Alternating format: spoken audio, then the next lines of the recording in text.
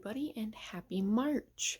I didn't film anything yesterday because I forgot that March even happened so early. I thought it was still February. But I am starting off my month by reading The Bell Jar by Sylvia Plath for my 100 Epic Reads poster.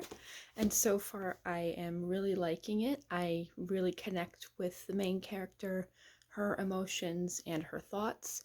And I'm looking forward to finishing it. I believe at some point I will be reading The Woman in White by Wilkie Collins this month as well. I tried reading it June of last year, but I DNF'd it because I just couldn't really connect with it. And I really only let myself DNF one book a year, so I'm gonna get back into reading the one book that I have to read.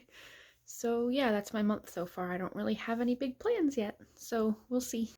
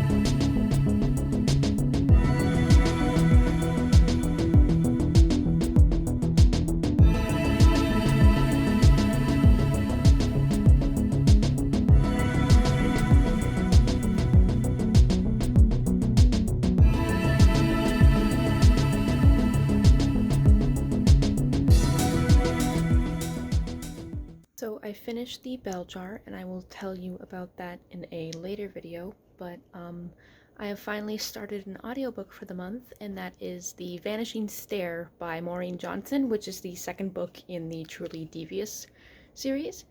And so far it's alright. I'm glad that I got a reminder of what happened in the last book. I'm not very much into it yet, so we will see how that one goes.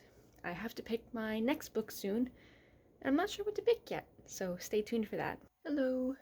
Just a quick update to say that I haven't really done anything for the past few days besides do spring cleaning of my house, and in the process reading two books. The first book is The Ancient Guide to Modern Life by Natalie Haynes. She is the author of that previous book I read, The Children of Yocasta, and this book is just a general non-fiction description of how things in the ancient world are connected to or become what is known in the modern world, so politics, war, religion, etc.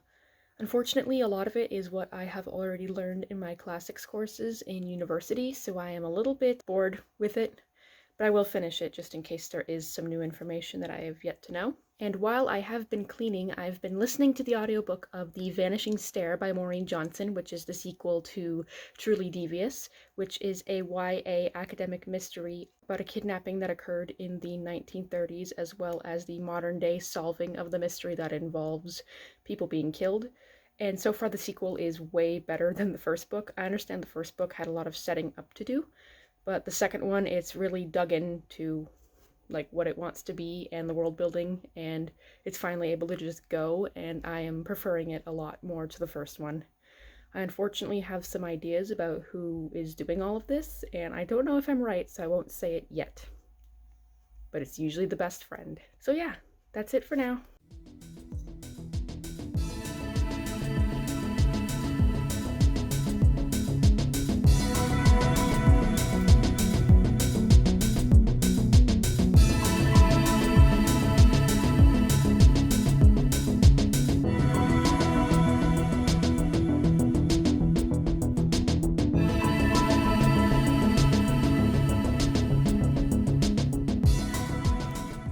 Hello! It's been a hot minute since I have updated.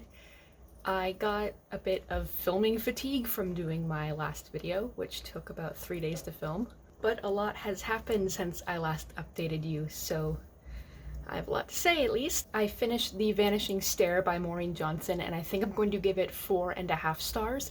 I just enjoyed the process of listening to it, and I felt that this book was more cohesive than the last one. I am actually curious about the mystery now that we know a lot more about it. It's pretty good, and I have the third one saved to read next. I also finished The Ancient Guide to Modern Life by Natalie Haynes, and unfortunately it really didn't teach me anything I didn't already know, aside from where the word money comes from, which I think was pretty interesting. And the way that she tried to compare modern day to the ancient world, she made modern day very cynical. It was all the typical stuff like Big Macs and lattes.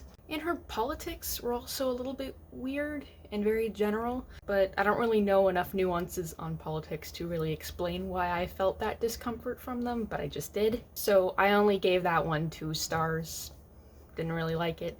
I do want to try reading the rest of her fiction, though. Her fiction is fine. I just didn't really like The Children of Yocasta, but she has 2 more books that I'm aware of, and I do want to read those. I then read a book called New Orleans Vampires, History and Legends by Marita Woywod-Crandle. I hope I pronounced her name properly. The book is a series of 3 vampire tales from the French Quarter of New Orleans, and I really liked the way they were written. I liked the way that they were properly researched, and I liked the way that Crandle didn't really say that they were true or not. She left it up to your imagination. So I really liked that one, and I'm going to give it 5 stars. She is also the owner of the Boutique de Vampire in New Orleans, and that is a place that I either want to support online or go in person someday. It seems really interesting, and all the vampire stuff there seems homemade and local. I don't know, I really want items purchased from there. And currently I am listening to the audiobook of Fingersmith by Sarah Waters. It is a story of a London pickpocket being hired by a gentleman to help him swindle a British woman's inheritance, so he can get his inheritance through marrying her. It's pretty complicated so far and has a lot of twists in it.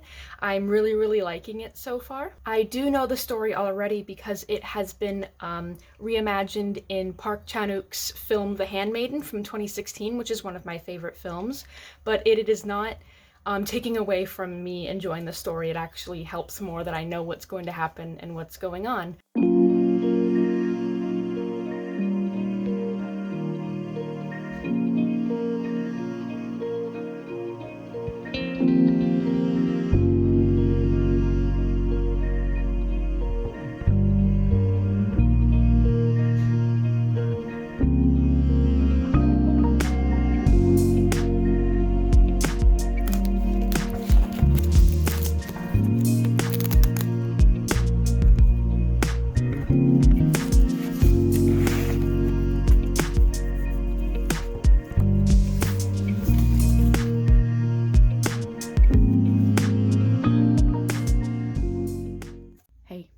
So I have reached the part in Fingersmith where, let's just say, the switch happened, and I find it less interesting now. It is one thing that differed from the movie. I hope it picks up. I hope that I enjoy it more, because it was a 5-star up until this point, and now I think it's going to fall to a 4-star.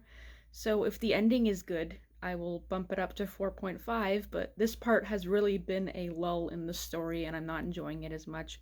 But I still have 9 hours left of the audiobook, so woo!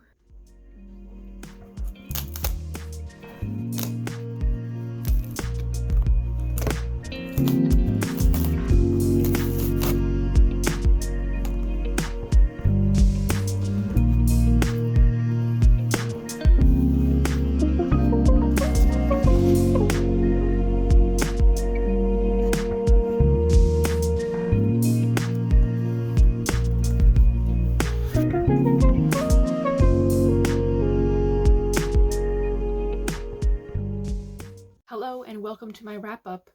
Enjoy looking at just my face for the next few minutes because I don't have any copies of the books that I read this month. So I had a very good reading month. Depending on the star ratings, I had a very successful one aside from 1 book. So I read 5 titles this month. The first was The Bell Jar by Sylvia Plath, which I gave 4 stars. I just thought that it was beautifully written, and I thought that it was moving and emotional story that definitely resonated with me. Once again, I would reiterate that maybe I would not recommend it if you have some trouble with suicidal ideation and mental illness, but I would hesitantly recommend it for anybody who is interested and feels that they can safely read it. My next book was The Vanishing Stair, which is the second novel in the Truly Devious series by Maureen Johnson, which I listened to on audiobook. I gave that one 4.5 stars. I just thought that the first book was a bit too stunted by its own world building and setting up plot, and that the second book really kicked into high gear and was able to solve a few mysteries in its length, and I just enjoyed the listening process as I did spring cleaning on my house, so maybe that bumped up the experience a little bit more, but I really did like the book, and I plan to read the third one soon. The next book I read was The Ancient Guide to Modern Life by Natalie Haynes, which is a nonfiction book comparing the ancient world to the modern day world, and I only gave that one 2 stars. I just didn't really learn much from it. It was very general, nonfiction. The writing was a bit stale, and the author's ideas were just a little bit too basic. I do plan to read Natalie Haynes's fictions. I have 2 other books that I would like to read of hers. So I'm not giving up on her yet. I just thought that her nonfiction work was just a little bit basic. Next, I read New Orleans Vampires, Histories and Legends by Marita Woywod-Crandle, which is a set of 3 tales from the French Quarter of New Orleans, and whether or not those tales are vampiric or not.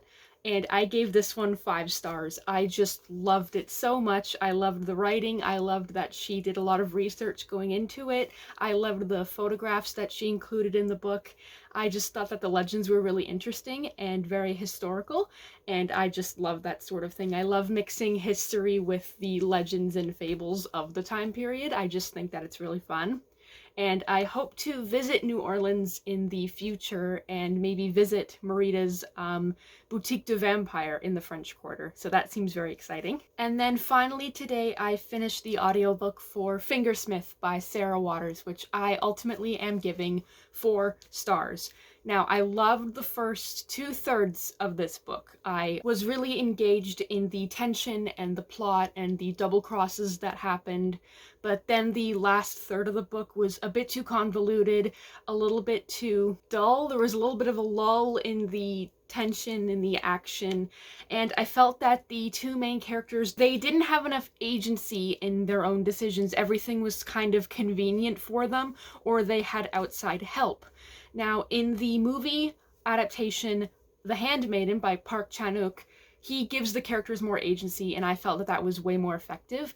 I actually plan to talk more about both this novel, its BBC miniseries adaptation, and the Korean adaptation in a future video, so I will not spoil anything here. But I have seen both the BBC miniseries now as well as the Korean film, and I do prefer the Korean film, obviously, but the BBC miniseries was pretty good for a accurate depiction of the novel. As well, it is more PG-13 than Park Chan-wook's movie, which is definitely an R rating. So ultimately, while I did enjoy reading Fingersmith, I do prefer the film to the novel. So that is it for this month. I apologize for having little to no content, but a short video isn't too bad, I guess.